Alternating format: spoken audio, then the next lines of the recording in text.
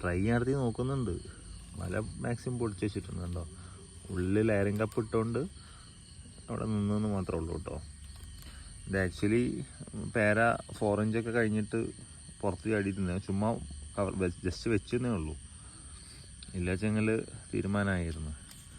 അപ്പോൾ ഭയങ്കര ഓവർ സൈസാണ് പേര. ഇതിപ്പോൾ കണ്ടില്ലേ, ചില്ല ഇഞ്ഞു നിർത്തി കഴിഞ്ഞാൽ മുറിഞ്ഞു പോണു പോകും. ഓക്കെ, അപ്പോൾ പണി കിട്ടിയ എന്താണെന്ന് വെച്ചിട്ടുണ്ടെങ്കിൽ ഇതിൻ്റെ സൈസ് എത്ര മനസ്സിലാവുന്ന അറിയില്ല.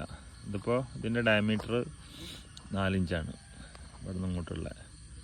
ഇതിപ്പോൾ അതിൻ്റെ ഉള്ളിൽ ഫില്ലായിപ്പോയി, ക്രോസ് ചെയ്യാൻ പറ്റില്ല ഉണ്ടോ. ഇതാണ് അതിനുള്ളിൽ ലോക്കാവും ചെയ്ത്. അത്രയും ഹെവി സൈസിലേക്കാണ് ഈ പേര വരുന്നത്. പറിച്ചെടുത്ത് നോക്കട്ടെ. അതാണ് നമ്മുടെ പേര. ഇതിൻ്റെ സൈസ് ഇപ്പം എങ്ങനെ മനസ്സിലാക്കാൻ പറ്റുക? അത്രയും സൈസ്. അത് ഇനിയും എനിക്ക് തോന്നുന്നു ഒരു 1 വീക്കും കൂടി നിർത്താൻ വേണമെങ്കിൽ 1 വീക്ക് കൂടി നിർത്താൻ പറ്റും. അപ്പോഴാണ് അതിൻ്റെ കറക്റ്റ് ഇതിലേക്ക് എത്തുക.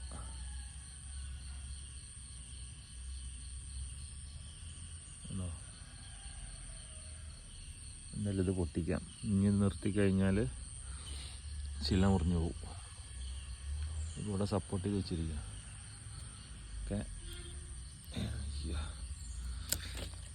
അതാണ് സംഭവം. ഓക്കെ,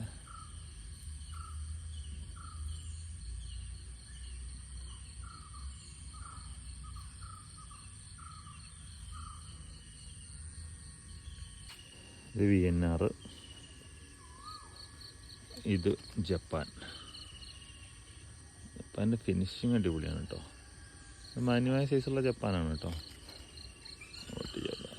കൊള്ളുന്നതിൻ്റെ ഉള്ള കയ്യിൽ കയ്യിൽ ക്യാമറ. യെസ്, അപ്പോൾ ഇതാണ് ജപ്പാൻ. VNR. ഓക്കെ.